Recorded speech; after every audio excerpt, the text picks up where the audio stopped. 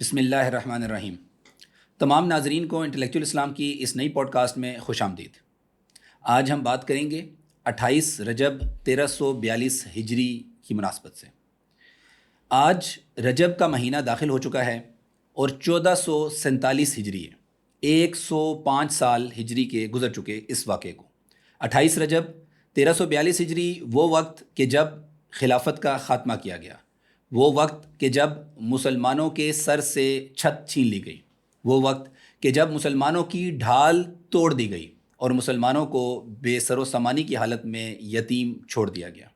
آج اس کی اہمیت کے اوپر اور اس کے متعلق موضوعات کے اوپر ہم بات کریں گے۔ اس پہ بات کرنے کے لیے ہمارے ساتھ موجود ہیں عمران یوسفزئی۔ السلام علیکم عمران صاحب۔ جی وعلیکم السلام۔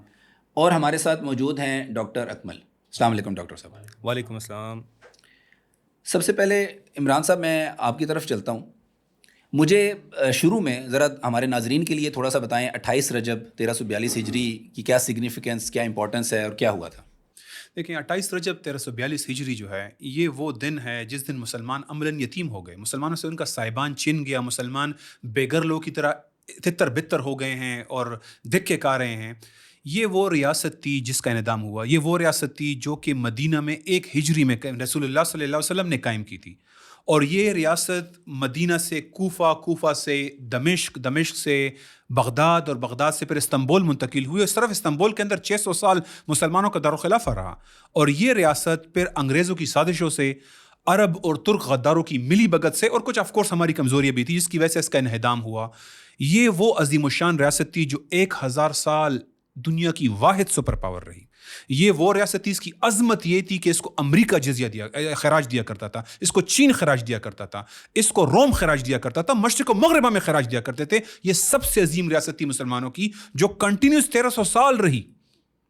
یہ ریاست علم و عرفان کا مینارہ تھی، یہ ریاست سائنس ٹیکنالوجی کا مرکز تھی۔ اس ریاست نے ذمیوں کی چھوڑے مسلمانوں کی چھوڑے ذمیوں کی بھی حفاظت کی۔ اس ریاست نے ہمارے نبی کی، ہمارے رب نبی کی، قرآن کی اور قبلے کی اور مسلمانوں کے جان و مال کی، عزت کی، عقیدے کی، سب کی حفاظت کی، حرمت کی حفاظت کی۔ اس ریاست کی موجودگی میں مسلمان ایک عورت کو کوئی چھیڑ نہیں سکتا تھا۔ From Madina till the last day ہمارے نبی کی آنر پروٹیکٹڈ تھی۔ یہ دنیا کا سب سے بڑی معاشی قوت تھی۔ اس نے مسلمانوں کی دولت کو بڑھایا، محفوظ کیا، مہنگائی کا خاتمہ کیا۔ یہ سب سے بڑی اکنامک پاور تھی دنیا کی، جس سائنس ٹیکنالوجی کا مرکز تھی، مغرب اس کا مکروز ہے آج۔ اور جب یہ ریاست گئی، جب یہ ریاست تقسیم ہوئی، یہ ٹکڑے ٹکڑے ہوئی، انہوں نے اس کا خاتمہ کیا، اس کے بعد ہم ٹکڑوں میں بانٹ گئے، بائی بائی کا دشمن ہو گیا، ہمارا شیرازہ بکھر گیا، آپس میں لڑ رہے ہیں، ہمارے وسائل تقسیم ہو گئے، کفار اس پر غالب آ گئے، انہوں نے ایک نئے ورلڈ آرڈر کے ذریعے ہمیں جکڑ لیا، غلام بن گئے ہم۔ وہ جو گٹیا ترین لوگ ہیں، مغضوب علیہ لوگ ہیں، وہ آج مسلمانوں کے کب لیول پر قابض ہیں، وہ مسلمانوں کے اوپر حملے کرتے ہیں، مسلمانوں کی جان، مال، عزت، آبرو، عقیدہ، زمین، کوئی چیز محفوظ نہیں ہے، مفت کا مال بن گئے ہیں، بازاروں میں ہماری حرمت بنٹ رہی ہے، کفار ایسے اس کے اوپر ہمارے مسلمانوں کے اوپر چڑھائی کر رہے ہیں جیسے کہ یہ جس طرح دسترخوان کے اوپر بھوکے لوگ چڑھائی کرتے ہیں۔ یہ حالت ہو گئی مسلمانوں کی اس خلافت کے انہدام کے بعد۔ تو اب یہ ریالٹی یہ کہ اسلام بطور دین ختم ہو چکا ہے، اسلام کی حیثیت سیکولر آرڈر کے نیچے ایک مذہب کی بن گئی ہے۔ یہ ہے جو ہم نے لوز کیا اس دن۔ یہ مسلمانوں کے سب سے بڑے سانحات میں سے شاید ٹاپ نمبر پہ آئے گا جو مسلمانوں کے ساتھ ہوا ہے، اور ہمیں اس کو ریئلائز کرنا ہے، اور اس کا انہدام، اس خلافت کا انہدام اس کے دوبارہ قیام کا تقاضا کرتا ہے مسلمانوں سے۔ جزاک اللہ خیر عمران صاحب۔ ڈاکٹر صاحب آپ کی طرف آتے ہیں۔ مجھے یہ جو ابھی عمران صاحب نے ایک نقشہ کھینچا جس کے اندر انہوں نے کچھ مختصراً عظمت بیان کی، جو خلافت کی ریاست تھی وہ کس طرح ایک دنیا کے اوپر چھائی ہوئی ریاست تھی، میں آپ سے سوال اسی کے اندر اگر میں تھوڑا سا تفصیل آپ سے پوچھنا چاہتا ہوں کہ تھوڑا سا ہمیں تفصیلاً بتائیں کہ خلافت کی جو ریاست تھی وہ انٹرنیشنل پالیٹکس میں، ورلڈ آرڈر میں یا عالمی منظرنامے کے اندر اس کا اثر و رسوخ کیسے تھا، ہمارے سامنے اگر کچھ تفصیلاً بیان کر دیں۔ جزاک اللہ خیر۔ میں سب سے پہلے تو بالکل آخری دور سے شروع کرتا ہوں۔ پہلی جنگ عظیم 1914 میں شروع ہوئی، تو خلافت عثمانیہ دنیا کی 17 انڈسٹریلائز کنٹریز کے اگینسٹ کھڑی تھی. سینٹرل پاورز تھیں جس میں کہ آٹومنز، ساتھ میں بلغاریہ، آسٹرین ہنگیرین امپائر اور جرمنی، یہ 4 ریاستیں. اور دوسری طرف دنیا کی 17، اٹلی، اسپین، انگلینڈ، فرانس، امریکہ، رشیا، مطلب یورپ کی تمام کے تمام تقریباً کولونیلسٹ پاورز جو تھیں تو وہ ایک طرف تھیں اور اس طرف. اور 4 سال کے لیے آٹومن آرمی انڈیفیٹڈ تھی، بلکہ 2 آرمیز کو اپنی جرمنی کی ہیلپ کے لیے ایسٹرن فرنٹ کے اوپر بھیجا تھا. وہ قوت الامارہ کی بات آتی ہے، بغداد کے اندر، عراق کے اندر برٹش آرمی کو شکست دینا ہے، اسی طریقے سے رشین آرمی کو 2 فرنٹس کے اوپر شکست دینا ہے. It was an undefeated army. وہ باقی سیاست اپنی جگہ پر کہ بعد میں کیا ہوا اور کس طریقے سے جو ہے تو فرسٹ ورلڈ وار کا خاتمہ ہوا تھا. کین یو امیجن کہ خلافت دنیا کی 17 انڈسٹریلائزڈ نیشنز کے خلاف جنگ کر رہی ہے. This was our status.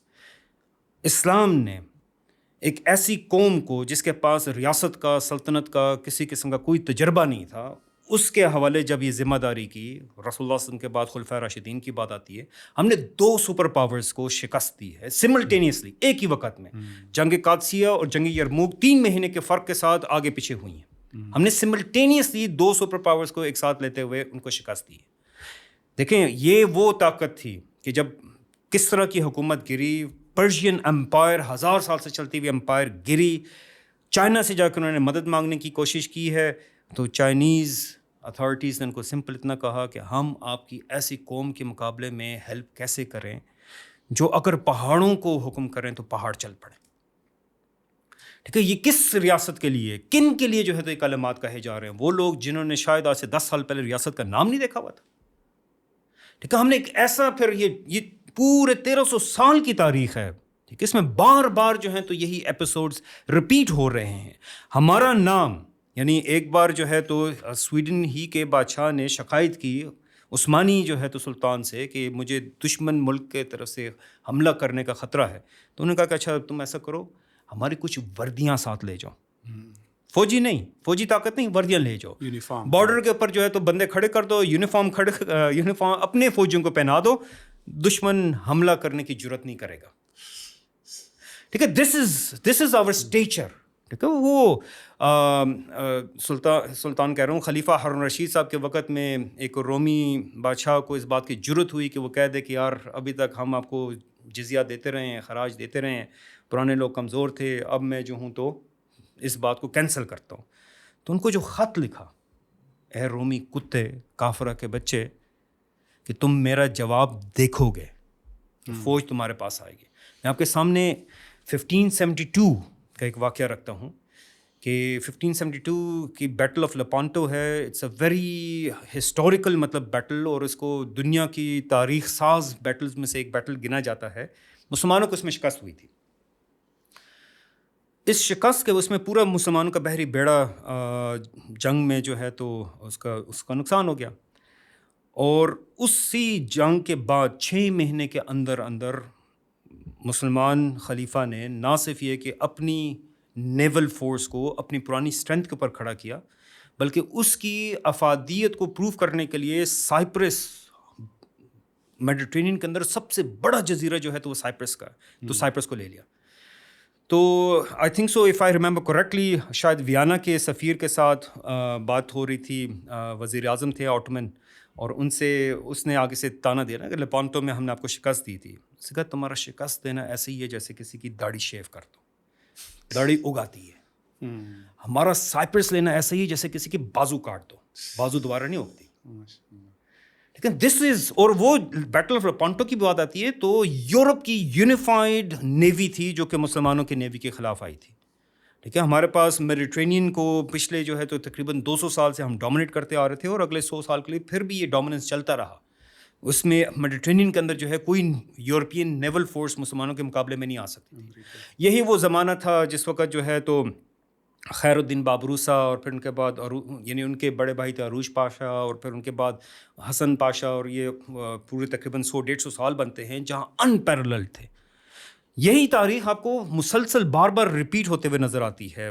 بھلے آپ ایسٹ کی طرف جائیں، یعنی ہندوستان کی طرف آتے ہیں، شہاب الدین غوری صاحب ہیں، محمود غزنوی کی بات آتی ہے کہ پورے ہندوستان کی اگر یونائٹڈ فورس بھی سامنے آتی ہے. ظہیر الدین بابر کی اگر جنگ کی بات آتی ہے، جب خاص طور پر انہوں نے ابراہیم لودھی سے حکومت لے لی تھی اور ناردرن انڈیا کے تمام ہندو فوجیں وغیرہ یہ جمع ہو کر آ گئی تھیں، تو اس وقت مسلمان تھوڑے سے ڈر بھی گئے. انہوں نے کہا کہ یار اگر مرنا ہی ہے تو دلیری کے ساتھ مرنا چاہیے.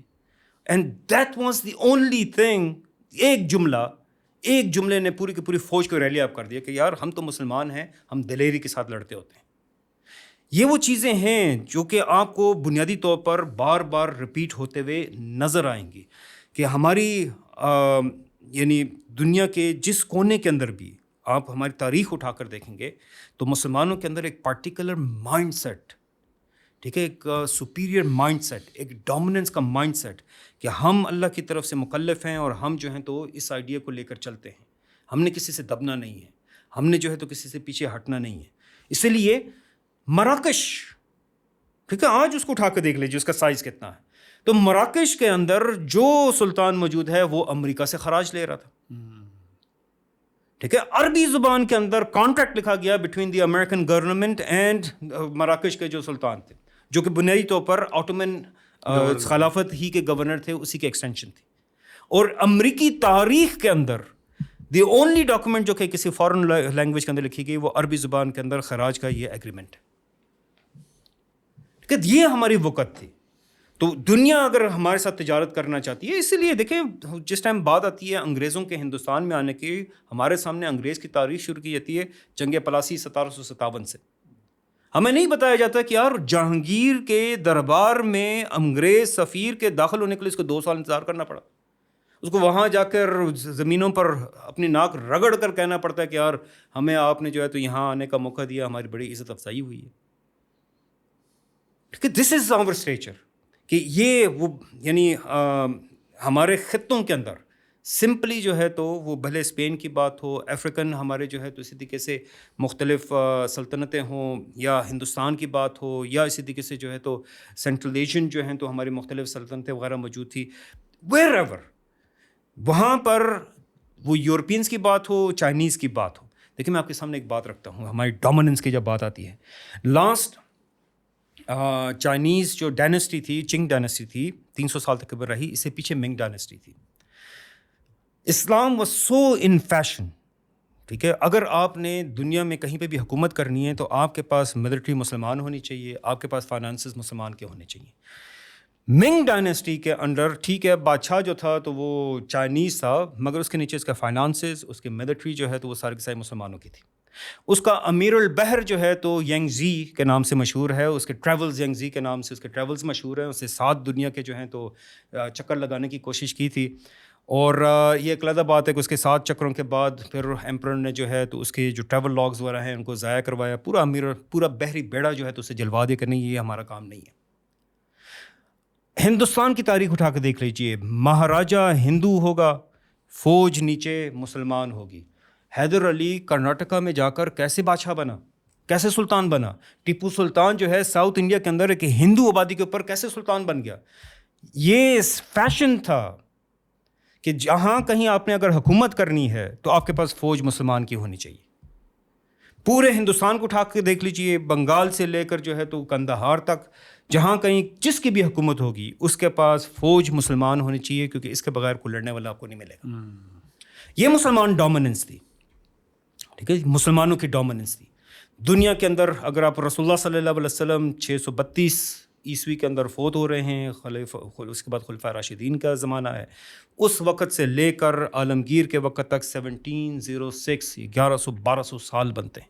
ان 1200 سالوں میں اگر کوئی ملٹری پاور موجود تھی تو وہ مسلمانوں کی ملٹری پاور موجود تھی. کسی نے مسلمانوں کے ساتھ لڑنا تھا، ان کو تمام اپنی دنیا کی، یعنی آپ اندازہ کیجئے قبلہ اول کے اوپر حملہ ہو رہا ہے، England, France, Germany, Italy, Vienna, Greece, پورے یورپ کی کمبائنڈ آرمیز آ رہی ہیں مسلمانوں کے ایک گورنر کے ساتھ لڑنے کے لیے. نور الدین زنگی صاحب حلب کے ایک گورنر تھے، ایک صوبے کے گورنر ہیں. ایک صوبے کا گورنر جو ہے تو یورپ کی کمبائنڈ فوج کے ساتھ لڑ رہا. ٹھیک ہے، ہمارے ہاتھ سے جو ہے تو بیت المقدس چلا گیا. اس کو واپس کس نے حاصل کیا؟ صلاح الدین ایوبی. صلاح الدین ایوبی کون تھا؟ نور الدین زنگی کے کمانڈر تھے. ٹھیک ہے، نجم اسد الدین شیرکو، اور اسد الدین شیرکو کا آگے بھتیجا تھا صلاح الدین ایوبی، اور وہ پھر جو ہیں تو یورپ کی، جس میں رچرڈ دی لائن ہارٹ، ٹھیک ہے، انگلینڈ کا بادشاہ ہے، فرانس کا بادشاہ ہے، جرمنی کا بادشاہ ہے، وہ سارے کمبائن ہو کر آ گئے ہمارے ایک گورنر کے آگے اس کے آگے فوجی کمانڈر کے بھتیجے کے ساتھ لڑنے کے لیے. دس واز آور اسٹیچر، یہ ہماری پوزیشن تھی دنیا کے اوپر کہ ہمارے صوبے دار، ٹھیک ہے، محمود غزنوی کون تھا؟ ایک صوبے دار تھا نا جو ہندوستان میں داخل ہو رہا ہے. یوسف ابن تاشفین کون تھا؟ ایک صوبے دار تھا نا مراکش کا، تونیزی کا، جو کہ اسپین کے اندر جا کر پوری کی پوری ریاست کو ریسکیو کر رہا ہے. ہمارے صوبے دار جو ہیں تو دنیا کی ریاستوں کے ساتھ لڑنے کے لیے کافی ہوتے تھے. ہمیں تو آج تک، پہلے خلفائے راشدین کے زمانے کو چھوڑ کر آج تک اپنے تمام ریسورسز کو پول کرنے کی ضرورت ہی نہیں پڑی ہے کہ ہم کسی دشمن کے ساتھ ڈیل کریں. ہمارے علاقے کے صوبے جو ہوتے تھے، صوبے دار جو ہوتے تھے، وہ انف تھے کہ ہم چنگیز خان جیسی طاقتوں کو اور صلیبی طاقتوں کو ہینڈل کر سکیں. چنگیزی فوجوں کو، ہلاکو خان کی فوجوں کو ہمارے مصر کے ممالک تھے، انہوں نے شکست دی نا. ایک صوبے کی طاقت تھی، ایک صوبے کی. ہماری طاقتیں پول نہیں ہوئی کہ ہم کہیں کہ ہم نے مراکش سے انڈونیشیا تک تمام افواج کو جمع کیا پھر ہم نے لڑنی. اگر ہم تمام طاقت، خیر اس وقت کے لاجسٹکس مطابق تو شاید اس طریقے سے پاسبل بھی نہیں تھا. امیجن کیجیے کہ ہم کسی ایک دشمن کے خلاف تمام مراکش سے انڈونیشیا تک تمام ریسورسز کو پول کریں، پھر کیا ہوگا. ٹھیک ہے، یہ وہ چیز ہے جس کو کہ ہم ریکگنائز نہیں کرتے. آج کل کے زمانے میں یہ چیز ممکن ہو چکی ہے کہ مسلمانوں کی تاریخ اسلام کی امپلیمنٹیشن کی تاریخ ہے، اسلام کی عظمت کی تاریخ ہے، اور اس بیسس کے اوپر اللہ سبحانہ تعالیٰ نے جو ان کو مقام دیا، جو عزت دی ہے، ٹھیک ہے، دنیا نے اس کو اسی طریقے سے دیکھا ہے. They know exactly. British prime minister ہے ولیم گلیڈسٹون، اس کا کہ جس وقت تک مسلمانوں کے پاس یہ کتاب ہے ہم ان پر رول نہیں کر سکتے. یہ وہ مینٹالٹی ہے رائچسنس کی کہ ہم اللہ کی طرف سے مکلف ہیں کہ ہم نے دنیا تک یہ سینس آف ابلیگیشن لے کر جانا ہے. اسی نے ہمیں وہ طاقت پھر ہمارے اندر بھری ہے کہ جہاں کہیں پہ بھی، آپ انڈونیشیا کی مثال اٹھا لیجئے، وہاں پر مسلمان تاجر جو ہیں اسلام لے کر گئے ہیں. جیسے ہی پہلے راجہ نے اسلام قبول کیا، آچھے جو ہے تو ان کا جو پیننسلا ہے وہاں پر، اور اس کے بعد اس نے کہا اچھا یہ تو میری ذمہ داری ہے کہ میں اسلام کو لے کر باقی تمام علاقوں تک چلا جاؤں. اور وہ آچھے سے نکل کر ملیشیا، انڈونیشیا کے آرچیپیلاگو کی جب بات آتی ہے، تمام کے تمام جزائر تک اسلام کو پہنچانے والے آچھے کی آبادی تھی. ہم جہاں کہیں پہ بھی، جس قوم نے بھی اسلام کو قبول ایک بار کر لیا، دے انڈرسٹوڈ کہ ان کا کام اب جو ہے تو ڈومینیٹ کرنا ہے، اسلام کو جو ہے تو اوپر والی پوزیشن پر لے کر آنا. ہاں صاحب، وہ عثمانی خلیفہ تھے، وہ کہا کرتے تھے کہ اے بادلو، تم جہاں برسنا چاہو برس لو، لیکن تمہارا خراج ہمارے بیت المال میں ہی آئے گا. یعنی کہاں جاؤ گے، جدھر بھی جاؤ گے، مسلمانوں کی سرزمینیں ہیں، وہ خراج آئے گا، خراج ہمارے پاس پہنچے گا. یہ تھی مسلمانوں کی عظمت. عمران صاحب، کافی تفصیلی نقشہ ہمارے سامنے جو اسلامک اسٹیٹ کی خلافت کی جو ڈومیننس تھی، یہیں سے ایک نقطہ جو کچھ لوگ اٹھاتے ہیں، میں اس کی طرف اگر آنا چاہوں، وہ یہ کہتے ہیں کہ جی دیکھیں، ہر لیڈنگ پاور یا سپر پاور ڈومینیٹ ہی کرتی ہے.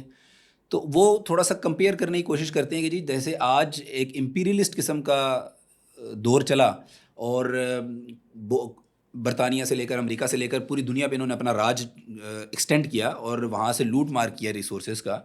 تو کچھ ایک نقطہ اٹھاتے ہیں اور وہ موازنہ کرنے کی کوشش کرتے ہیں کہ جی آپ کی ڈومیننس بھی ایسی ہی تھی، اور آپ بھی دوسرے لوگوں کے علاقوں کے اوپر جو ہے وہ اپنی ڈومیننس لے کر گئے، جیسے کہ آج کی امپیریلسٹ اسٹیٹ لے کر جاتی ہے. تو اس میں اگر آپ تھوڑا سا ہمیں وضاحت کر دیں اس بارے میں. Absolutely ridiculous. یہ آرگومنٹ بن ہی نہیں سکتا نا. مطلب کچھ تم قتل کرو ہو کہ کرامات کرو ہو، کوئی دلیل تو دینا. دیکھیں مسلمانوں کا، مسلمان 3 کنٹیننٹس تک پہنچے ہیں، اور مدینہ سے نکلے نا، مدینہ سے اسلامی ریاست قائم ہوئی، روم، پرشیا، ایسٹ ویسٹ، ہر جگہ مسلمان پہنچے ہیں. کہاں کے وسائل اٹھا کر وہ مدینہ لے کر آئیں، بتائیں ذرا.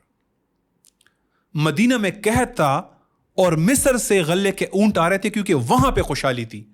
کیوں بھائی؟ کیسے یہ آرگومنٹ کہاں سے آ گیا؟ جب ہندوستان پہ انگریز آئے تھے، ویل نون فگرز ہیں، اب کافی پاپولر ہو چکے ہیں سوشل میڈیا کے دور میں، کہ 27% دنیا کی جی ڈی پی وہ ہندوستان ہوا کر گولڈن سپیرو، سونے کی چڑیا تھا. اور جب وہ گئے تو کتنا جی ڈی پی رہ گیا دنیا کا؟ یہ 2 to 3%. یہاں سے billions of dollar, one of the estimate recent کچھ آکسفورڈ کے کوئی ریسرچ تھی، $45 ٹریلین کی دولت وہ لوٹ کے گئے. بیٹل آف پلاسی جس کا ابھی ذکر ہوا, اس کے پیسوں سے بیٹل آف پلاسی, جنگ پلاسی 1757 میں ہوئی اور 1760s میں انڈسٹریل ریولوشن آیا تھا برٹش کے اندر. وہ کہاں سے فائنینس ہوا؟ ہمارے پیسوں سے فائنینس ہوا. بنگال کے لوم ملز اور یہ سب کچھ برباد کر کے مانچسٹر اور برمنگم اور لندن کے اندر فیکٹریاں کھڑی کی تھی. ہمیں بتائیں, ہمارا مرکز تو مدینہ تھا, تو بخارا کیسے ترقی یافتہ ہو گیا؟ سمرقند کیسے خوشحالی کا مرکز بن گیا؟ دمشق کس طرح سے علم و عرفان کا مرکز بن گیا؟ بغداد کیسے دنیا کا ایک سپریم پاور بن گیا؟ غرناطہ کیسے اتنا عظیم ریاست بن گئی؟ قرطبہ کس طرح سے ایسی ریاست بن گئی جیسے شہر بن گیا جس کی مثالیں یورپ میں نہیں ملتی تھی؟ قرطبہ میں کیسے ہو گیا؟ قرطبہ کو ہمیں لوٹ کر سوٹ کر واپس کیوں نہیں لے کر آئے اپنے کیپٹل میں؟ کیسے؟ آج دنیا میں بھوک اور ننگ کا نشان کون سی ریاستیں ہیں؟ افریقہ کا کنٹیننٹ ہے یا پھر ایشیا کی کچھ اسٹیٹس ہیں جس کو ہم تھرڈ ورلڈ کہتے ہیں. اسلامک اسٹیٹ میں ٹمبکٹو جو مالی کا کیپٹل, وہ گولڈ کا مرکز تھا. یہ جو ریچسٹ میاں منسا کا ہم بات کرتے ہیں, ریچسٹ مین, وہ کہاں کا تھا؟ افریقہ کا تھا. افریقہ خوشحالی کا, تہذیب کا اور معاشی خوشحالی کا مرکز تھا. ایشیا کی دولت جس کا میں ابھی ہم نے ذکر کیا, ہندوستان کا, اتنی دولت تھی یہاں پہ. وہ ایک کوٹ ہے جو کہ کئی رپورٹ ہوتا ہے اکثر نیٹ پہ کہ کوئی بیگر اور کوئی تیف نہیں تھا. سارے چوریاں ختم کر دی تھی ٹیپو سلطان نے 2-3 سالوں کے اندر. خوشحالی تھی. یہ اسلامک اسٹیٹ امپیریلزم کر رہی تھی, وہ دولت لوٹ کے مرکز میں جمع کر رہی تھی. تو ہم جہاں پہنچے, مجھے بتائیں نا کون سی جگہ کو لوٹ کر وہ کہاں پہ لے کے گئے نا. ہم تو آپ کو کولونیلزم کی مثالیں دے سکتے ہیں نا کہ یہاں سے انہوں نے اٹھایا اور یہاں لے کے گئے. یہ فرانس کے پاس جو دولت ہے, یہ دولت ساری افریقہ کی دولت ہے, ہمیں پتہ ہے نا. انگلینڈ کے پاس جو دولت ہے وہ ایشیا اور مڈل ایسٹ وغیرہ کی دولت ہے, ہمیں پتہ ہے. افریقہ کی دولت ہے, ہمیں نظر آتا ہے. ڈیٹیلز ہیں, ڈیٹا ہے, اسٹیٹسٹکس ہیں, فگرز ہیں, ریسرچ پیپرز ہیں, سب کچھ موجود ہے نا. اب بتائیں کون سی جگہ کی دولت لوٹ کر ہم کہاں لے کے گئے تھے؟ ہماری پوری اسٹیٹ میں زکوٰۃ لینے والے نہیں ملتے تھے. ہمارے پاس 600 سالوں میں 200 ہاتھ کٹے, چوریاں ہی نہیں تھی. ہمارے پاس جو ہماری جو ریئلٹی ہے, آج سرکاری جو ڈاکومنٹ ہے پاکستان کا, ایف بی آر کا, اس سال کا جو بجٹ ہے, اس کے مطابق 13,000 ارب کا ٹیکس جمع ہوگا, 10,000 ہم سود دیں گے. یہ بن گیا ہے ڈیموکریسی کے اندر. مجھے کوئی ایسی اسٹیٹسٹک کوئی خلافت کا بتا سکتا ہے؟ آج 2.25 کروڑ بچے اسکول سے باہر ہیں. 2.25 کروڑ بچے, 45% غربت کی لائن سے نیچے جا چکے ہیں. یہ حالت کر دی ہے اس سسٹم نے. مجھے کوئی اسلامک اسٹیٹ میں ایسی کوئی ایک فگر بتا سکتا ہے؟ آج سٹنٹڈ گروتھ کی بات کی جاتی ہے, 40 سے 45% بچوں کی میل نیوٹریشن ہے. مجھے اسلامک اسٹیٹ میں کوئی ایک حساب مثال ایسی کوئی دے سکتا ہے؟ یہ آپ کس طرح سے اس کو امپیریزم کہہ سکتے ہیں؟ مجھے بتائیں کہ ہم نے غلاموں کو بادشاہ نہیں بنایا. ہندوستان پہ خاندان غلامہ کی جو حکومت تھی, التمش, قطب الدین ایبک, ناصر الدین بلبن, یہ کون تھے؟ جو ممالک حکمران تھے وہ غلام نہیں تھے. ہم نے غلاموں کو حکمران بنایا ہے. آپ کیا بات کر رہے ہیں؟ ایک دفعہ جس نے اسلام قبول کر لیا, جو علاقہ اسلامی ریاست کے اندر آ گیا, ہمارے کیپٹل میں اور اس علاقے میں کوئی فرق نہیں ہے, کوئی فرق نہیں ہے. ہم کالونیز نہیں بناتے. وہ ہمارے ریاست کا ویسے ہی حصہ ہے جس طرح کہ وہ اوریجنل ایریا ہمارا حصہ تھا. سب شہریوں کے ایک حقوق ہیں, ہماری کورٹس ہیں. ہر بندے کو کورٹ میں وہی رائٹ ملے گا, کسی کا رائٹ چھینا نہیں جا سکتا. قاضی خلیفہ کی بھی نہیں سنتا. تو دس از ایبسلیوٹلی ریڈیکولس قسم کا وہ کلیم ہے جس کی کوئی بنیاد موجود نہیں ہے. بہت شکریہ عمران صاحب. ڈاکٹر صاحب مجھے یہ بتائیے گا کہ ہم اسلامک اسٹیٹ کی جو ملٹری پاور ہے, جو ملٹری ڈومیننس ہے اور کچھ اکنامک ڈومیننس, وہ تو ہم سنتے رہتے ہیں. لیکن آج میں آپ سے پوچھنا چاہ رہا ہوں کہ جو علم کی فیلڈ کے اندر, نالج کی فیلڈ کے اندر, سائنس کی فیلڈ کے اندر اسلامک اسٹیٹ نے کیا شو کیا, کیا اثر و رسوخ رکھا اور کیا ڈومیننس تھی اس کی؟ جزاک اللہ خیر. دیکھیں, ریاست یا میں سویلائزیشن کا لفظ استعمال کروں شاید زیادہ بہتر ہوگا, کہ کوئی سویلائزیشن جب ڈومینیٹ کرتی ہے اور تمام دنیا کی امیجنیشنس کو کیپچر کرتی ہے. ایک امریکن یعنی امریکہ کا PBS کہتے ہیں, پبلک براڈ کاسٹنگ جو ہے تو گورنمنٹ اونڈ مطلب وہ ادارہ ہے، انہوں نے ایک ڈاکومنٹری بنائی تھی اسلام کے اوپر، اس کا نام تھا ایمپائر آف فیتھ، اور اس کے اندر بہت خوبصورت ویژولز ہیں، اور اس میں اسلام کی کلچرل ڈومیننس کی جو ہیں تو مثالیں دی گئی ہیں کہ اس وقت بھی آپ اٹلی چلے جائیں، جو وہاں پر پرانے چرچ ہیں، تو ان چرچوں کے اندر ان کے اپنے جو مقدس فگرز ہیں، ان کے کپڑے جو ہیں تو ان کے اوپر عربک کے اندر لکھا ہوا بھی موجود ہے، ان کا ڈریس جو ہے تو وہ عربوں جیسا ہے، مسلمانوں جیسا ہے۔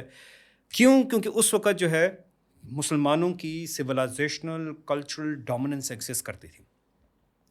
یہ جو ڈومیننس آتی ہے، لازمی بات ہے، یہ صرف اور صرف جو ہے تو اس بیسس پر نہیں ہے کہ آپ کو آپ نے تلوار اٹھائی اور آپ دوسرے کے سر پہ پہنچ گئے اور کہا کہ اچھا بھائی تم نے میری بات نہیں مانی تو میں تمہارے ساتھ 1 2 3 کر دوں گا، نہیں، بلکہ آپ کو ورلڈ ویژن کے ساتھ، اپنا جو ویژن ہے اس کے ساتھ آپ نے اپنی اکانومی کو، آپ نے اپنی سائنسز کو، آپ نے اپنی انڈسٹری کو، آپ نے اپنے یعنی تمام کی تمام فیکلٹیز کو جو ہے تو اس کے ساتھ الائن کرنا ہے۔ اس لیے مسلمان جو ہیں جس ٹائم مطلب یہ بات آتی ہے کہ کلچرل ڈومیننس کی پوزیشن کے پاس آ گئی، تو ان کے پاس سائنٹیفک ڈومیننس بھی ایگزسٹ کرتی تھی۔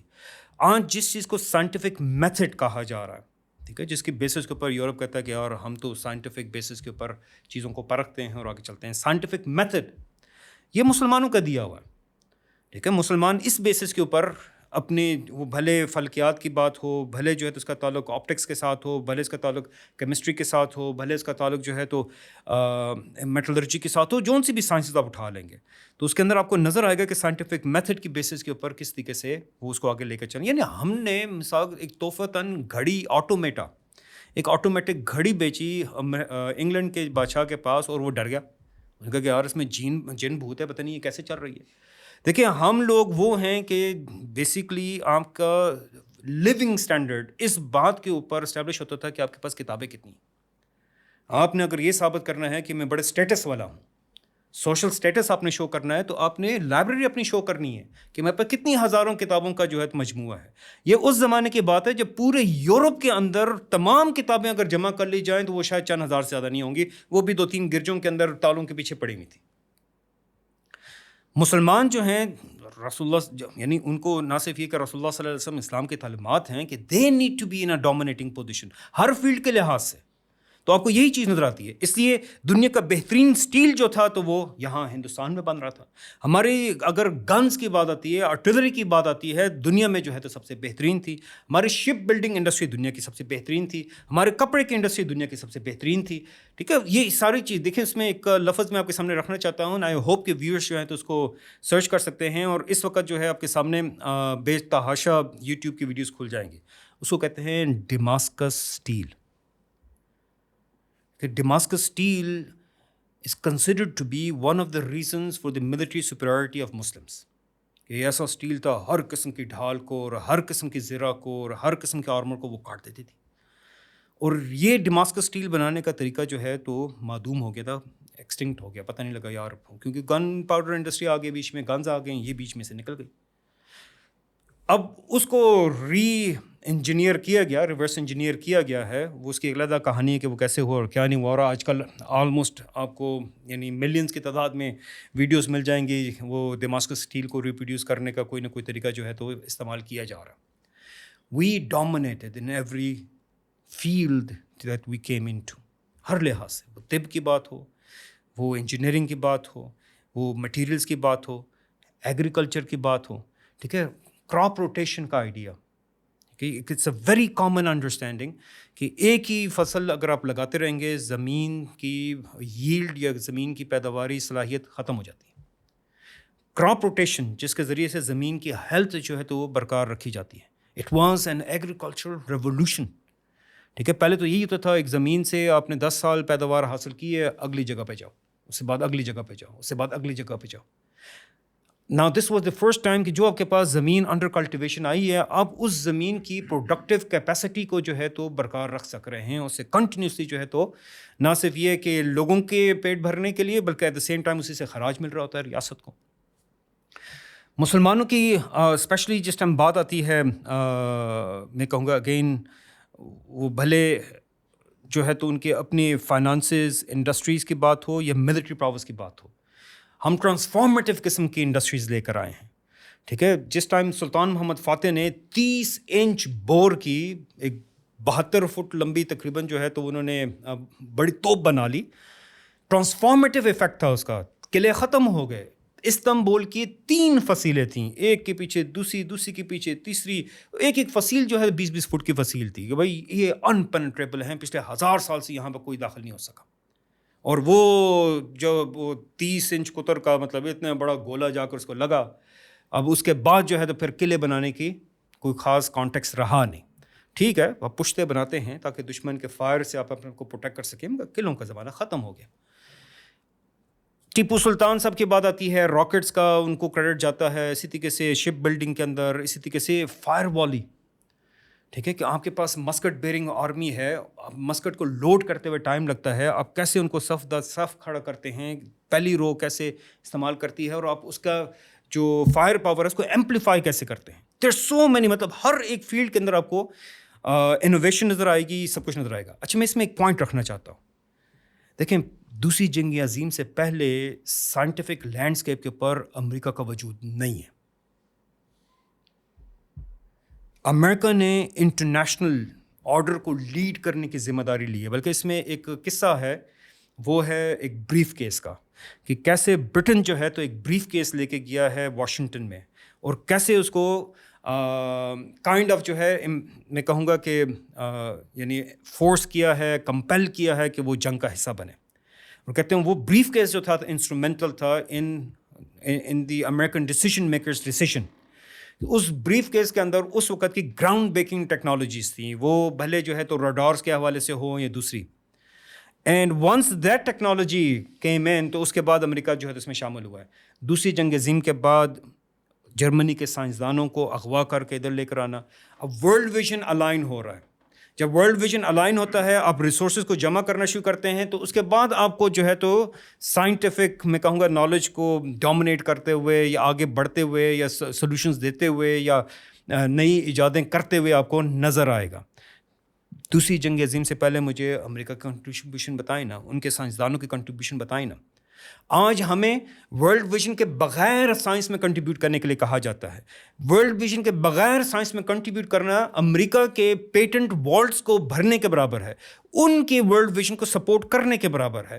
وہ امریکہ کی بات ہو یا چائنا کی بات ہو, میری ریسرچ ہوگی, میرے جو مطلب ذہین اور قابل سائنسدان ہیں, انجینئرس ہیں, ان کا کام دوسرے ورلڈ ویژن کو سپورٹ کرنا بن جائے گا.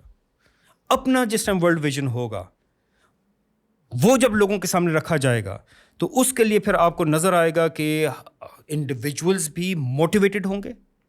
دے would be looking forward to achieve something جو کہ اسلام نے ان کے لیے بحیثیت خوشخبری کے رکھا ہوا ہے. ٹھیک ہے, سلطان محمد فاتح کے لیے یہ بحیثیت ایک تمغے کا تھا کہ رسول اللہ صلی اللہ علیہ وسلم نے پیشن گوئی کی ہوئی ہے کہ یار کیا امیر ہوگا اور کیا فوج ہوگی جو استنبول کو فتح کرے گا. ٹھیک ہے, اس کے لیے اس نے توپ بنوائی. پھر بھی جو ہے تو وہ سیج کو نہیں توڑ سک رہے تھے. Then came up with another idea جو کہ دنیا میں نہ کبھی پہلے ہوا ہے نہ بعد میں کبھی ہوگا. وہ پہاڑ کے اوپر سے, خشکی کے اوپر سے جو ہے تو اپنے بحری بیڑے کو لے کر گیا ہے تاکہ استنبول کا سیج مکمل ہو سکے. ورلڈ ویژن ہوگا آپ کے سامنے تو آپ کے پاس کریٹیوٹی آئے گی نا, انوویشن آئے گی نا, انجینوٹی آئے گی نا. اس کے بغیر جو ہے تو آپ سمپل دوسرے ورلڈ آرڈر کو سپورٹ کر رہے ہوں گے, دوسروں کے پیٹنٹ والٹس آپ بھر رہے ہوں گے, دوسروں کو اس سے فائدہ اٹھانے کے قابل بنا رہے ہوں گے, آپ کو خود کوئی فائدہ نہیں مل رہا ہوگا. ٹھیک ہے, تو خالی یہ کہنا کہ سائنس میں آگے بڑھو, سائنس میں آگے بڑھو, سائنس میں آگے بڑھو, اٹ اونلی مینس کہ ہم دوسروں کے ایجنڈا کو اسٹرینتھن کرنا چاہ رہے ہیں. اگر اپنا میرا ایجنڈا ہوگا, اپنا ورلڈ ویژن ہوگا, اس کے لیے جیسی جو ہیں تو سب سے پہلے اگین وہی بات آ جاتی ہے کہ ول اور قربانی کا جذبہ اس ورلڈ ویژن سے آ رہا ہوگا. مطلب اس میں نا ایک بڑا امپورٹنٹ ایسپیکٹ یہ بھی ہے کہ یہ الزام لگایا جاتا ہے کہ آٹومنز بیسیکلی اس لیے کولیپس ہوئے کہ ہم سائنس پہ توجہ نہیں دے سکے, کیونکہ ہمارا یہ وہ ٹپیکل نیریٹو ہے جو اسکول میں پڑھایا جاتا ہے. مغل عیاشی کر رہے تھے, انگریز آکسفورڈ بنا رہے تھے, وہ تاج محل بنا رہے تھے, اور ہم یہاں پہ. دس از ناٹ ٹرو. مسلمانوں کا زوال اس سے نہیں ہوا. مسلمانوں کا زوال اس سے نہیں ہوا کہ ہم سائنس میں پیچھے رہ گئے تھے. مثال کے طور پہ رائٹ برادران نے جاز کب اڑا تھا؟ 1901. ٹھیک ہے, اور ہمارے پاس 1908 کے اراؤنڈ ہمارے پاس اپنی ایئر فورس تھی, جو دنیا کا پہلا جو ابدوز ہے, سیکنڈ شاید کنٹری تھی آٹومن کیلیفٹ, جس کے پاس اب 1886 میں ہمارے پاس سب میرین تھی ہماری اپنی. جو دنیا کا میٹرو اسٹیشن ہے پہلا لندن میں بنا ہے, سیکنڈ ہمارے پاس بنا ہے, اور یہ 1876 کے اراؤنڈ کی بات کر رہا ہوں آپ کو میں. سو یہ کہ ہم سائنس سے پیچھے رہ گئے تھے, یہ بالکل غلط کنسیپٹ ہے. ہم, اور جیسے کہ کور آرگومنٹ جو رکھا گیا ہے کہ بیسیکلی جس رشین تب سائنس میں آئے جب ان کے پاس ایک آئیڈیالوجی آئی, برٹش اور فرینچ تب سائنس میں آئے جب ان کے پاس اپنی آئیڈیالوجی آئی, اور مسلمان نے مدینہ کے بعد کس طرح سائنس میں ترقی کی جب ان کے پاس آئیڈیالوجی آئی. تو جب تک آئیڈیالوجی آپ کے پاس نہ ہو تب تک آپ سائنس ٹیکنالوجی میں ترقی نہیں کر سکتے. اور ہمارے سوال کی وجہ ہرگز سائنس ٹیکنالوجی نہیں ہے. It is something else, of course it require another podcast, another discussion, لیکن اٹ از ناٹ سائنس جو ہمارے بچوں کو پڑھایا جاتا ہے اور گول کے پلایا گیا ہے. بہت شکریہ. ویسے میرا خیال یہ ہے کہ ہم نے ریاست کی جو ڈومیننس تھی یا ریاست کیا کر رہی تھی, یہ تو ہم نے کافی زیادہ اس کے اوپر ڈسکشن کر لی. اگر تھوڑا سا میں ذرا ایک مختلف پہلو کی طرف جاؤں کہ سوسائٹی یا عوام ریاست کے جو سٹیزنز ہیں ان کی صورتحال کے اوپر اگر کچھ روشنی ڈالیں. خلافت 1300 سال خلافت رہی ہے, تو 1300 سال کی سچویشن اور آج کی سچویشن جو ہے, کیا کچھ کمپیریزن ہے؟ جزاک اللہ خیر. دیکھیں, میں اگر ایک ورڈ میں کہوں نا تو وہ انگلش میں نا ٹرانکویلٹی, سکون, شانتی, چین, امن, ایک یہ چیز آج مسنگ ہے. اگر آپ آج سوسائٹی کو دیکھیں نا, پیرنٹس کو دیکھیں, بچوں کی تربیت پہ ویلیو سسٹم برباد ہو گیا ہوا ہے. ایک آپ اپنا موبائل محفوظ نہیں کر سکتے, خاتون جو ہے ہیریسمنٹ سے بچ نہیں سکتی. یہاں پہ ہر گھر کا گیٹ رات کو کھلا کیسے رہ گیا, گاڑی کو دوبارہ واپس جاؤ, گاڑی لاک میں نے کی تھی کہ میں نے نہیں کی تھی, سکون نہیں ہے. ساری سائکیٹرک پرابلم ہے یہاں پہ, اینٹی ڈپریسنٹ ہیں لوگ کہہ رہے ہیں, انزائٹی کے جو ہمارے وارڈز ہیں وہ بڑے سے بڑے ہوتے جا رہے ہیں. ویسٹ تو پہلے ہی برباد ہو چکا ہے کمپلیٹلی تقریباً, لیکن ہماری طرف بھی چونکہ ویسٹرن کلچر آ رہا ہے نا, تو یہ افیکٹ ہے. خاندان بکھر گئے ہیں, مٹیریلزم نے ہمیں روند کے رکھ دیا ہے. یہ آج کی سچویشن ہے. اس کے مقابلے میں آپ خلافت کو سوچیں نا ایک منٹ کے لیے, شانتی, سکون, ایک سکون ہے, گھروں کے گیٹ کھلے ہوئے ہیں, ایک محلہ ہے سارا, ایک خاندان کا پورا محلہ ہے, چھوٹے چھوٹے اپنے گھر ہیں جس کے اندر پرائیویسی بھی مینٹینڈ ہے, اور ایک ایز اے ون یونٹ رہتے ہیں. اور یہ ایک ایسا سیفٹی نیٹ اپنا کریٹ کیا ہوا ہے کہ اپنی ایجوکیشن میں خود مینیج کر رہے ہیں سوائے ہائر ایجوکیشن کے, ہیلتھ خود مینیج کرتے ہیں سوائے کوئی کمپلیکس پرابلم کے, خود مینیجڈ ہے. کوئی بے روزگار ہے خود سپورٹ کر رہے ہیں, بوڑھوں کو خود سپورٹ کر رہے ہیں. یہ آج ابھی بھی الحمدللہ کچھ نہ کچھ ہمارا فیملی اسٹرکچر بچا ہوا ہے. لیکن آپ ویسٹ میں جا کے دیکھیں کیا حساب ہے نا, گورنمنٹ ایکسپینڈیچر کا سب سے بڑا حصہ تو سیفٹی نیٹس پہ لگ جاتا ہے. لیکن یہاں پہ کیا ہے, یہاں پہ سب کچھ انٹرپرینورشپ کے لیے فنڈ خود جنریٹ ہو جاتا ہے. ویلیو سسٹم آپ کو چاچا تایا ماموں سارے بڑوں کے موجودگی میں, آپ کی دادی اماں, نانی اماں, اماں ابا سب آپ کو گروم کر رہے ہیں. آپ خاندان کی عزت کا ایک سمبل ہیں. فلاں ایک داغ لگ جاتا ہے کہ اس خاندان میں کسی بندے نے کیا ہے. رشتے ایسے ہو جاتے تھے, ارلی میرجز ہیں, اور ایجوکیشن, جابز, کوئی ایشو نہیں تھا, سکون تھا. اور یہ اسلامک آئیڈیالوجی, اسلام کے جو چند نظریات ہیں, صبر, توکل, رزق کا جو ہے فکس ہونا, موت کے وقت مقرر ہونا, اس سارے آرڈر نے, یا اپنے پڑوسیوں کا خیال کرنا, یا غریبوں کا خیال کرنا, یا معذوروں کا خیال کرنا, مسافروں کی خدمت میں عزت ڈھونڈنا, مہمانوں کی جو ہے اس کا خیال رکھنے میں اپنے لیے اجر اور ثواب ڈھونڈنا, اپنے بڑے حجرے رکھنا, مردان خانے زنان خانے ہونا, یہ سب ہمارے ایک اسٹرکچر تھا پورا. یہ انسٹیٹیوشنل اسٹرکچر تھا جس کو لوگ انفارملائز طریقے سے ڈسکس کرتے ہیں. یہ اسلام کا ایک انسٹیٹیوشنل اسٹرکچر تھا. کرائمز ایبسنٹ کرائمز تھے. آپ کے پاس یہ پورا ہاٹ اسٹیٹ نہیں تھی.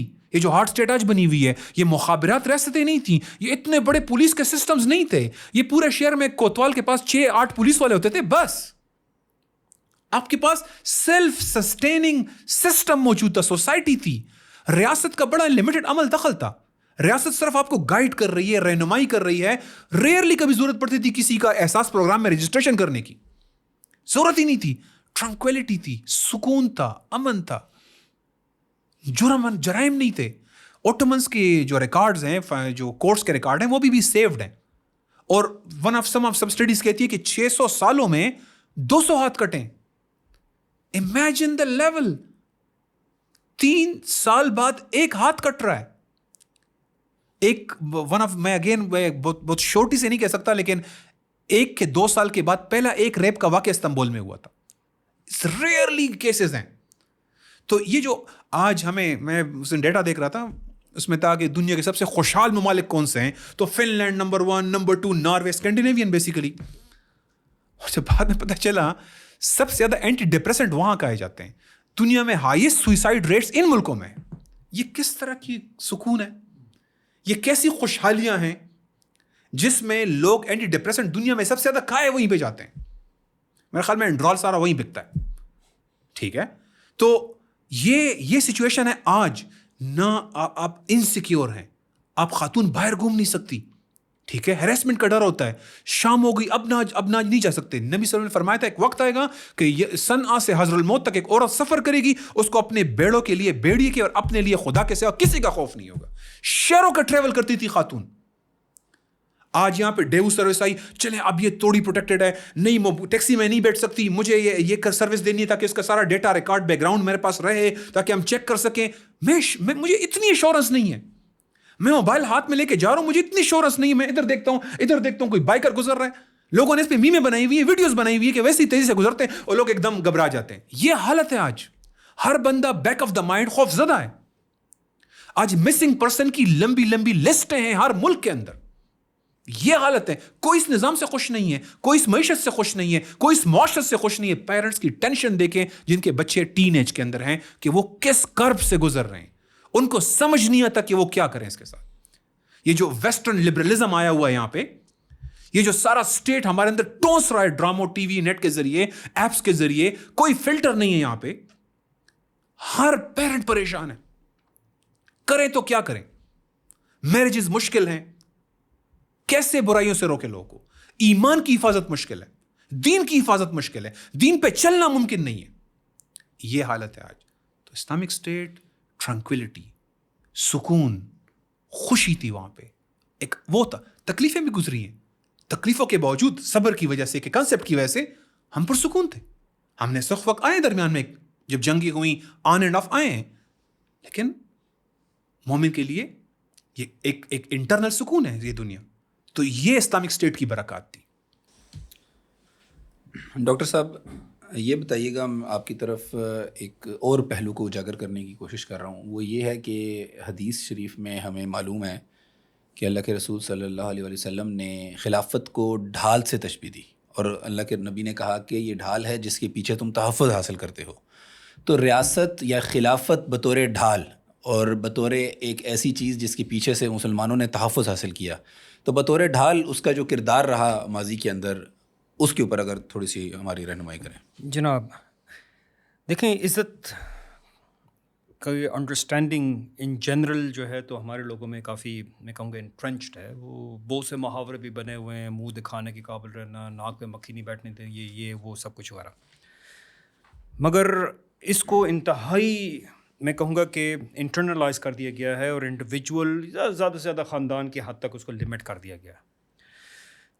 دے آر اسی طریقے سے قوم کی ریپرزنٹیشنز ہوتی ہیں, دے آر قوم کے مقدسات ہوتے ہیں, امت کے مقدسات ہوتے ہیں. اسلام نے بھی اسی طریقے سے امت کے لیے کچھ ریڈ لائنز ڈیفائن کی ہوئی ہیں, کچھ مقدسات ڈیفائن کی ہوئی ہیں, اور ان کو ہم بڑے اچھے طریقے سے جانتے ہیں. بنو قینقاع کے بازار کے اندر ایک مسلمان خاتون کی کے ساتھ مذاق کیا گیا تھا. اس کا پلو پیچھے باندھ دیا گیا, جب وہ کھڑی ہوئی تو سر سے چادر کھچک گئی. لوگ ٹھٹا لگا رہے ہیں, ہنس رہے ہیں. اس پر ایک مسلمان جلال میں آیا, غصے میں آیا, اور اس نے آ کر جو ہے تو لڑائی کی, اس پر وہ شہید کر دی گئی. اس ایک خاتون کی پردے کی بے حرمتی کے اوپر رسول اللہ صلی اللہ علیہ وسلم نے بنو قینقاع کے ساتھ جنگ کی اور ان کو مدینہ سے نکال دیا. یہ وہ سلسلہ ہے جہاں سے کہ آپ کے پاس ایک میں کہوں گا کہ ایک امت کے اندر ایک انڈرسٹینڈنگ بننا شروع ہو جاتی ہے. جنگ موتا سب لوگوں کو پتہ ہے, کیونکہ خالد بن ولید رضی اللہ تعالیٰ عنہ کو اس میں سیف اللہ کا لقب ملا. شروع کیوں ہوئی؟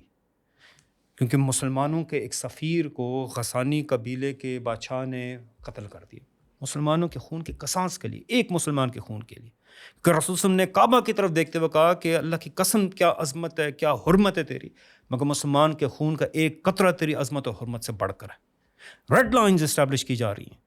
رسول اللہ صلی اللہ علیہ وسلم کی شان میں گستاخی کرنے والا وہ کعب بن اشرف ہو, کہ وہ جو ہے تو مکہ کے اندر اسی طریقے سے جو دو باندیاں تھیں جو گانا وغیرہ گایا کرتے تھیں اسلام کی تصحیح میں, رسول اللہ صلی اللہ علیہ وسلم کی شان میں گستاخی کرتے ہوئے, تو جب فتح مکہ ہوا تو رسول اللہ صلی اللہ علیہ وسلم نے حکم دیا کہ ان کو قتل کیا جانا چاہیے. ٹھیک ہے, یہ چیز جیسی ہمارے پاس یہ چیز اسٹیبلش ہو گئی, and we see it throughout the history. ٹھیک ہے، کہ ہمیں نظر آتا ہے کہ کس طریقے سے صلاح الدین ایوبی کے وقت میں ایک صلیبی شہر کا حکمران وہ حاجیوں کے قافلوں کو لوٹا کرتا تھا، اور لوٹتے ہوئے جو ہے تو وہ ساتھ میں یہ جملہ کہا کرتا تھا کہ کہاں ہے تمہارا محمد صلی اللہ علیہ وسلم، آج بچانے کیوں نہیں آ رہا؟ تو جس ٹائم صلاح الدین ایوبی نے اس کو گرفتار کیا حطین کی جنگ میں، تو اس نے کہا کہ آ گیا اب محمد، اور جب تلوار سے اس کا سر اتارا ہے نا تو ساتھ میں اس کو بتا دی کہ وہاں پر مسلمان کو خون کا بدلہ بھی لینا، مگر ایٹ دا سیم ٹائم جو رسول اللہ صلی اللہ علیہ وسلم کی شان میں گستاخی کی جا رہی تھی. کہ یہی وہ چیز ہے جو کہ ہمیں نظر آتا ہے مسلمانوں کے حرمات کے کانٹیکس کے اندر، کہ جب اموریہ شہر خالی نام اس کا لے لیا جاتا ہے، مگر اموریہ اس ٹائم بزنطین ریاست کا دارالحکومت تھا، اور اس دارالحکومت کے اندر ایک مسلمان خاتون وا معتصمہ کا نعرہ لگاتی ہے کہ یار یہ کیسے ممکن ہے کہ مسلمانوں کا خلیفہ، مسلمانوں کا حکمران موجود ہے اور ایک مسلمان کے ساتھ بدتمیزی ہو جائے. اور اس کے جواب میں ٹونٹ کیا گیا. ٹھیک ہے، جو وہاں پر فوجی کہہ لیں، جو اہلکار تھے، تم تو ایسے بات کر رہی ہو جیسے کہ وہ معتصم باللہ ابلکی گھوڑوں پر بیٹھ کے تمہیں ریسکیو کرنے آ جائے گا. ٹھیک ہے نا، امیجن کیجئے آج کشمیر کی خواتین پکارتی ہیں، فلسطین کی جو ہیں خواتین پکارتی ہیں، برما کے اندر خواتین پکارتی ہیں کہ یار ہمیں ریسکیو کرنے والے کہاں ہیں. ٹھیک ہے، اس وقت بھی اس نے مذاق اڑایا کہ تم تو ایسے کہہ رہی ہو جیسے کہ وہ ابلکی گھوڑوں کے اوپر بیٹھ کر آ جائے گا. اور جس وقت سلطان یعنی خلیفہ معتصم باللہ تک یہ بات پہنچی ہے تو ان کے ہاتھ میں جو گلاس کا پانی تھا انہیں سائڈ پہ رکھ دیا. انہوں نے کہا کہ جس وقت تک اس بات کا جواب یہاں سے نہیں نکلتا اس وقت تک میرے پر کھانا پینا حرام ہے. اور وہی ابلکی گھوڑوں کا لشکر بنا کر اموریہ شہر کو تخت و تاراج کر دیا. آج اموریہ شہر ایگزسٹ نہیں کرتا. اس وقت بزنطین ریاست کا دارالحکومت آج ایگزسٹ نہیں کرتا. ٹھیک ہے، this was our response to our red line, کہ ہماری ریڈ لائن اگر کراس ہوگی تو اس طریقے سے ہم رسپونڈ کریں گے. وہ محمد بن قاسم کا دیبل پر آنا ہو، وہ محمود غزنوی کا سومنات تک جانا ہو، آپ کو کنٹینیوسلی بار بار جو ہے تو مسلمانوں کے اسلام کے مقدسات کی حرمت کی حفاظت نظر آئے گی. سلطان عبدالحمید اگین یہ خلافت کے ادوار میں سے سب سے آخری دوروں میں سے، کہ جس وقت وولٹیر کا ایک پلے تھا اور وہ مشہور ہے، اس کے پلیز، اس کے فلسفے، اس کے آئیڈیاز وہ زیادہ تر مذہب کی تصحیح کے لیے اور مذہب کا مذاق اڑانے کے لیے جو ہے تو وہ استعمال کیے جاتے ہیں. تو وہ ڈرامہ کمپنی جو ہے تو فرانس کے اندر موجود تھی اور وہاں پر وہ ڈرامہ کرنا چاہ رہے تھے. تو خلیفہ عبدالحمید نے فرانس کے سفیر کو بلایا، اس کو 5 گھنٹے انتظار کروایا، خود جنگی لباس زیب تن کیا، تلوار وغیرہ جو ہے تو جس ٹائم اس کے وہ 5 گھنٹے انتظار کے بعد سفیر کو بلایا گیا تو تلوار نکال کر کے سامنے ٹیبل پر رکھ دی گئی. کوئی ایک لفظ نہیں بولا مسئلہ کیا ہے، کیا ہوا، کیوں، کیا کرنا ہے، کیا نہیں کرنا. وہ سفیر سمجھ گیا. ٹھیک ہے، اٹ واز انف فار ہم ٹو انڈرسٹینڈ کہ یار کوئی ایسی بات ہے جس کے اوپر مسلمانوں کا خلیفہ، مسلمانوں کا سلطان غصے میں آ گیا. اینڈ ہی ایگزیکٹلی انڈرسٹوڈ اس کی ریزن کیا ہے، اور اس نے واپس اپنے دارالحکومت کو کیبل کی کہ یار یہ چیز روک دو. ٹھیک ہے نا، ہمارا جسچر انف تھا کہ اس کو سمجھ آ جائے کہ یار محمد صلی اللہ علیہ وسلم کی شان میں گستاخی یہ ایکسیپٹیبل نہیں ہے. آج جو ہے تو وہ فرانس کے دارالحکومت کے اندر سرکاری املاک کے اوپر، سرکاری ایما کے اوپر، ٹھیک ہے، فرانس کی اپنی حکومت رسول اللہ صلی اللہ علیہ وسلم کی شان میں گستاخی والے خاکے اویزاں کرتی ہے. اور ہمارے وزیر اعظم کیا بات کرتے ہیں، اس وقت عمران خان صاحب وزیر اعظم تھے، کہ ان کے ساتھ اگر یورپ کے ساتھ ہم یہ مسئلہ اٹھائیں گے تو ہماری ان کے ساتھ اتنے ارب یورو کی تجارت ہے وہ خطرے میں پڑ جائے گی اور ہمارے لیے مشکل ہو سکتی ہے. تب سے جو ہے تو ہم نے رسول اللہ صلی اللہ علیہ وسلم کی ناموس کو اپنی جو ہے تو ویل بینگ کہہ لیں، اپنے خوراک کہہ لیں، اپنے رزق کہہ لیں، اس کے اوپر فوقیت دینا شروع کی.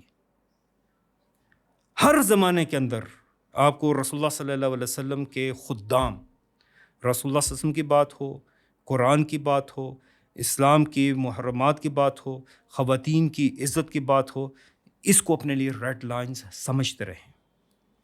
دس is how we have been protecting it. آج مسئلہ کیا ہے؟ رسول اللہ صلی اللہ علیہ وسلم کی شان کہ ناموس کہ محافظ پاکستان کیوں ہو، ایجپٹ کیوں ہو، ترکی کیوں ہو؟ یہ ہمارے نیشنل ایشو تو نہیں ہے، یہ تو مسلمانوں کا ایشو ہے. تو مسلمانوں کو اس پر کیا کرنا چاہیے؟ تو پاکستان کیسے کرے گا، ایران کیسے کرے گا، سعودی کیسے کرے گا؟ کیونکہ یہ تو نیشن سٹیٹس ہے، یہ نیشن سٹیٹس کا ایشو ہی نہیں. تو رسول اللہ صلی اللہ علیہ وسلم کی شان امیجن کیجئے 2 ارب مسلمان ہوتے ہوئے we are not able to take a united stand کہ یہ ہماری ریڈ لائن ہے. التجائیں ہیں، یونائٹڈ نیشنز کے اندر تقاریر ہیں، یار ہمیں دکھ ہوتا ہے.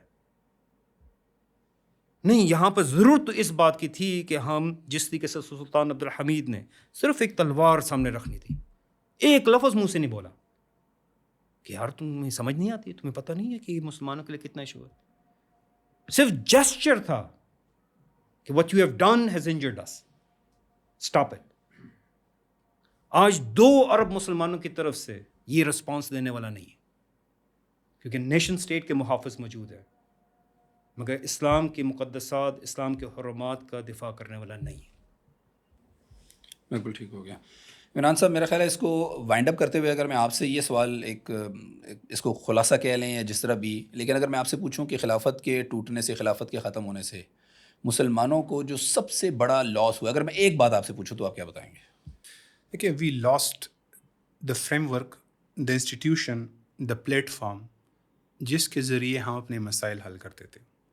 وہ پلیٹ فارم چلا گیا ہم سے، جس کے ذریعے ہم اپنے ریسورسز کو پول کرتے تھے اور سب سے بڑا مسئلہ کیوں نہ ہو ہم اس کو سالو کر لیتے تھے. اب ہم ایک سیکولر آرڈر کے نیچے ایک محض ایک مذہب بن کر رہ گئے ہیں. ہم نے اپنی آئیڈینٹی کو دی ہے. جس طرح سیکولر آرڈر میں سکھ ٹربن پہن لیں گے، ہم نے اپنی ٹوپی پہن لینی ہے، بس یہ ہماری حیثیت رہ گئی ہے. ہم نیشن سٹیٹ میں ڈیوائیڈ ہو گئے ہیں. کوئی بھی قبلہ اول کا ذمہ دار نہیں ہے، کوئی یمن کا ذمہ دار نہیں. یمن میں بھوک ہے، افریقہ میں بھوک ہے، غزہ کے اندر بھوک ہے، اور قطر میں $230 بلین کا ایک فٹ بال ورلڈ کپ کا انعقاد ہو رہا ہوگا. ٹرمپ کو 1200 اور 1400 اور 1500 اور 1000 اور 600 ارب ڈالر کا خراج ادا کر رہا ہوگا، لیکن پاکستان کو $1 ارب صرف اسٹیٹ بینک میں رکھنے کے لیے نہیں دیا جائے گا، لیکن اس کو خراج دے دیا جائے گا. تو اس سے بھی بدتر جو بات ہوئی ہے وہ یہ کہ کفار نے اب ایک سیکولر ورلڈ آرڈر میں ہمیں جکڑ لیا ہے تاکہ ہماری اس غلامی کو نا پرپیچویٹ کر سکے، کنٹینیو، پرماننٹ کر سکیں، تاکہ اگر کوئی ایک ہمت بھی کرے تو ایک پورا انسٹیٹیوشنل آرڈر اس کے سامنے کھڑا ہو جائے، ادارے کھڑے ہو جائیں، پورا عالمی نظام اس کے سامنے کھڑا ہو جائے جس کے اندر ٹو مینی اسٹیک ہولڈرز ہیں. اس کی کاسٹ اتنی ہائی ہو کہ وہ یہ جرت نہ کریں. جس نے ہمارے جو انٹیلیجنسیا ہے اس کے دماغوں کو مغلوب کر دیا ہے. اب وہ آزادی کا سوچتے بھی نہیں ہیں، وہ صرف جیل کے اندر مینول کے اندر اپنے لیے بہتر کھانے کی ڈیمانڈ کرتے ہیں کہ جیل میں مجھے دال کے ساتھ تڑکا لگانے کی اجازت دی جائے تاکہ ہم بہتر ہو سکے. اور ہمیں کہتے ہیں آپ دیکھیں جیل سے نکلنے کی بات تو مت کریں نا، یہ تو ہو ہی نہیں سکتا. تو ہمیں ذہنی طور پہ مغلوب کر دیا گیا ہے. یہ ہے سب سے بڑا نقصان اس خلافت کے جانے کا. لیکن ہمیں یہ یاد رکھنا ہے کہ ہمارے نبی، ہمارے حبیب صلی اللہ علیہ وسلم نے فرمایا انما الامام جنہ یقاتل من ورائہ ویتق بہ. تمہارا خلیفہ تمہاری ڈال ہے جس کے پیچھے تم لڑتے ہو اور اس کے ذریعے اپنی حفاظت کرتے ہو. تو ہمارے پاس ایک ہی راستہ ہے، جیل توڑنا، اپنی ڈال واپس لانا، اپنی خلافت کو رینسٹیٹ کرنا. پھر اس خلافت کے پیچھے ہم متحد ہو کے اپنی معیشتوں کے مسئلے بھی ٹھیک کر دیں گے، ہم سائنس اور ٹیکنالوجی کی ترقی بھی کر لیں گے، ہم اپنے مقبوضہ علاقے بھی آزاد کر دیں گے، جو دارفور، آچے، سوڈان سے لے کر برما اور ایک ایک علاقہ جو کشمیر اور فلسطین اور قبلہ اول قبضہ ہے، یہ ہم سب چھڑا لیں گے. ایک دفعہ ہمیں وہ ڈال واپس مل جائے جس کے ذریعے ہم یہ سب حاصل کر سکیں. وہ فریم ورک، وہ پلیٹ فارم، وہ انسٹیٹیوشن واپس کرنا، یہ ہمارا گول، ہمارا آبجیکٹ ہونا چاہیے. اور یہ آج کے دن کا میسج بھی ہے. جو 28 رجب یوم انہدام خلافت ہے، یہ تقاضا کرتا ہے کہ خلافت کو دوبارہ قائم کیا جائے.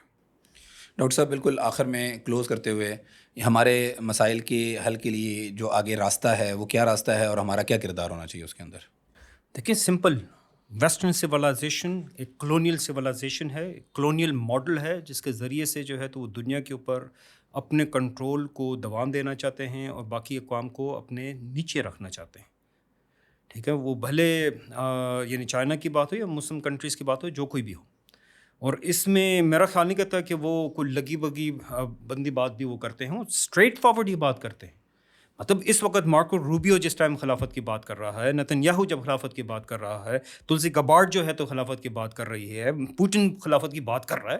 دے آر اوپن اباؤٹ اٹ کہ اس وقت ان کے سامنے اگر نظریاتی طور پر کوئی چیلنج موجود ہے تو وہ اسلام بحیثیت ایک پولیٹیکل ویژن کے ہے.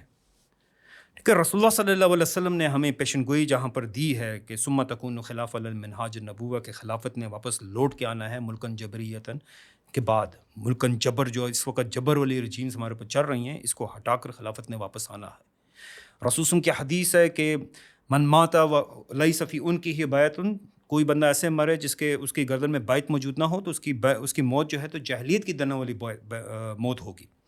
ہمارے اوپر رسول اللہ صلی اللہ علیہ وسلم کی طرف سے چھوڑی ہوئی ریاست کہ رسول اللہ صلی اللہ علیہ وسلم کے بعد ابو بکر رضی اللہ تعالیٰ عنہ خلیفۃ الرسول بنے ہیں. انہوں نے رسول اللہ صلی اللہ علیہ وسلم کی حکومت کے تسلسل کو جاری کیا، اور اسی طریقے سے ابو بکر کے بعد عمر رضی اللہ تعالیٰ عنہ، اور عمر رضی اللہ تعالیٰ عنہ کے بعد عثمان رضی اللہ تعالیٰ عنہ، اور پھر علی رضی اللہ تعالیٰ عنہ، اور پھر امیر معاویہ رضی اللہ تعالیٰ عنہ. اور یہ سلسلہ 1924 تک خلیفہ عبد المجید دوئم تک چلا ہے کہ رسول اللہ صلی اللہ علیہ وسلم کی نیابت تھی، ان کی حکومت کی ریپرزنٹیشن تھی، ان کی حکومت کس طریقے سے لوگوں کے معاملات کی دیکھ بھال کرتی ہے، یہ اس کے تسلسل تھا، اس کی کنٹینویشن تھی. یہ ہمارے پر فرض ہے کہ آج ہم واپس اسی چیز کی طرف چھوڑیں، اس کی طرف دوڑیں، اس کی طرف جائیں جو کہ رسول اللہ صلی اللہ علیہ وسلم نے اپنی وفات کے وقت ہمارے سامنے چھوڑا تھا. یہ ایک صرف خوش آئند ایک آپشن نہیں ہے، ایک اچھی آپشن نہیں ہے، یہ وے فارورڈ ہے، یہ نجات ہے. یہی وہ چیز ہے جس کے ذریعے سے ہم پچھلے 100 سال کے اندر ہر قسم کی جو اٹراسٹی ہم نے دیکھی ہے، ملینز آف لوگوں کا سلاٹر ہوا ہے. ٹھیک ہے نا، وہ بھلے ابھی غزہ والی جو ایپیسوڈ ہمارے سامنے چل رہی ہے، یہ ریپیٹ ہو رہے ہیں ایپیسوڈز. وہ عراق اور افغانستان کی بات ہو، اس سے پہلے بوسنیا اور کوسوو کی بات ہو، اس سے پہلے جو ہے اسی طریقے سے آپ کے پاس چچنیا اور انگوشیشیا داغستان کی بات ہو، ہر کچھ عرصے بعد یہ کہانی ہمارے ساتھ ریپیٹ کی جا رہی ہے. کیوں؟ کیونکہ وہ ڈھال جو کہ رسول اللہ صلی اللہ علیہ وسلم نے کہا کہ انما امام جنہ، وہ آج موجود نہیں ہے. ہمارے پر فرض ہے کہ ہم اس کو ایک سیولائزیشنل ٹکراؤ کی شکل میں دیکھیں.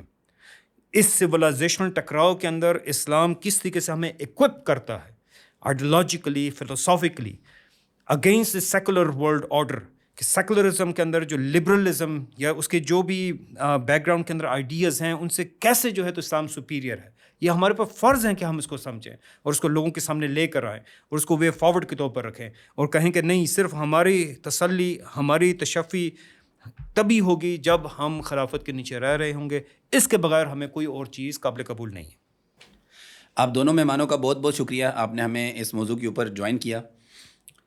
ناظرین، 28 رجب 1342 ہجری یہ صرف ایک ایسا دن نہیں تھا کہ ایک ریاست تھی اور پھر اس کے بعد وہ ریاست نہ رہی، بلکہ یہ ایک ایسا دن تھا کہ جب اسلام کی حکومت کا خاتمہ کیا گیا. یہ ایک ایسا دن تھا کہ جب اللہ کے نازل کردہ احکامات کو لاگو ہونے سے روک دیا گیا. یہ ایک ایسا دور تھا کہ اس کے بعد مسلمانوں نے صرف فتنے اور مصیبتوں کا سامنا کیا، مسلمانوں نے صرف شکست کا سامنا کیا، اور ہمارے اوپر اللہ کے رسول صلی اللہ علیہ وآلہ وسلم کی وہ حدیث صادق ہو گئی کہ جب اللہ کے نبی نے فرمایا تھا کہ اسلام کی گرہیں ایک ایک کر کے کھلیں گی، سب سے پہلے حکومت کی گرہ کھلے گی اور سب سے آخر میں نماز کی گرہ کھلے گی.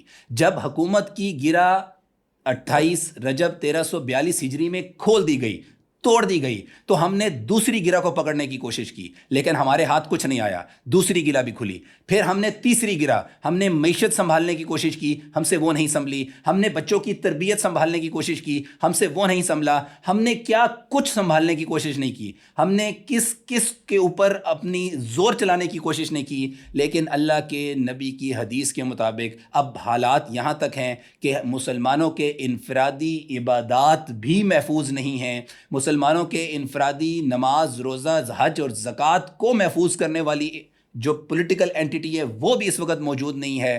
ہمارے علاقے ایک ایک کر کے کفار کے ہاتھ میں چلے گئے، اور صرف علاقے نہیں، ہمارا عدالتی نظام ان کے ہاتھ چلا گیا، ہماری ایجوکیشن سسٹم ان کے ہاتھ میں چلے گیا، ہماری اکانومی، ہماری معیشت، ہماری جیب میں پڑا ہوا روپیہ بھی ان کے ہاتھ میں چلا گیا. یہ تمام چیزیں صرف اور صرف اس لیے ان کے ہاتھ میں چلی گئیں کیونکہ مسلمانوں کی حفاظت، مسلمانوں کی ڈھال، مسلمانوں کا خلیفہ موجود نہیں ہے. یہ تمام مسائل صرف اس وقت حل ہوں گے جب مسلمانوں کی یہ ڈھال واپس آئے گی، جب مسلمانوں کا خلیفہ واپس آئے گا اور وہ اللہ کے نازل کردہ احکامات کے مطابق خلافت کو نہ صرف قائم کرے گا بلکہ اسلام کو پوری دنیا تک لے کر جائے گا اور پوری دنیا کے سامنے اسلام کی دعوت پیش کرے گا. وآخر دعوانا ان الحمد للہ رب العالمین.